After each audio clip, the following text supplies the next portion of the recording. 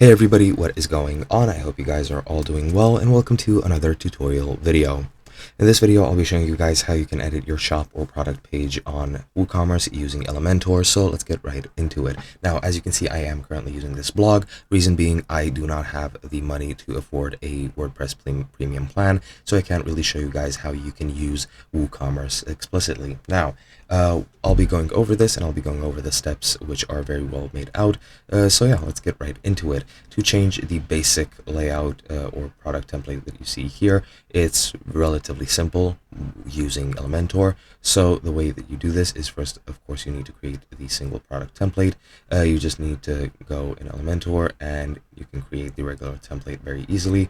Then you need to choose a pre-designed product page template or build one from scratch. You have a lot of designs that are readily available, which might fit your interests very well, but you could build one if you're willing to invest the time and actually make your product page look as best as it can, fitting your website's style. Then you need to add the product widgets that will help your page, which are these. You can have the menu card, the breadcrumbs, the product title, the price, product rating, short description, product stock, add to cart button, metadata, tabs, description, additional info, reviews, product images, and upsell, as well as related products.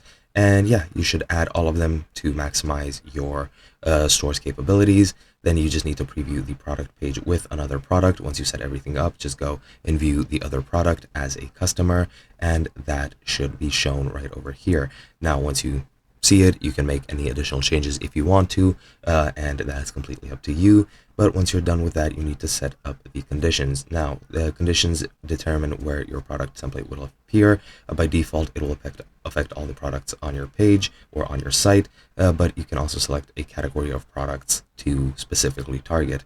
Now, that is pretty much it. You can also use the product table on WooCommerce with Elementor, but that is a completely different topic, which I will not be covering. And yeah, that is pretty much it. Again, this is the Elementor blog post that I am referring to. You can easily check it out if you don't understand something. And yeah, that's pretty much it. Hope you guys enjoyed, and I'll be seeing you guys in another video.